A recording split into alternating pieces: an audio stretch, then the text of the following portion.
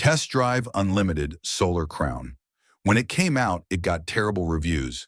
It was really hard to run. At the time, I had an RTX 2060, which had to run at all low settings to get 60 FPS with stuttering. So I bought an RTX 4060, and now I could get 60 FPS with medium to high settings, but the game still stuttered.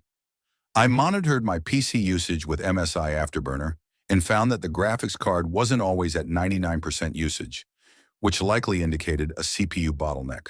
To test this, I turned the resolution down to silly levels and monitored the game. Sure enough, it was still stuttering. My CPU was a Ryzen 5600.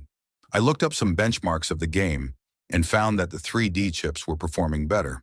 So I bought a Ryzen 5700X 3D, and that helped a bit. The game still had some stuttering, but I figured that it couldn't be fixed. The next thing I wanted was a new graphics card. After a while, the Radeon 9060 came out, and it had a 30% performance increase over my 4060. That was enough to play at 1440p, but only with upscaling. Since the card didn't have DLSS, I had to put FSR4 in myself to get acceptable picture quality. I did that with the OptiScaler software. I also had to be careful with the VRAM.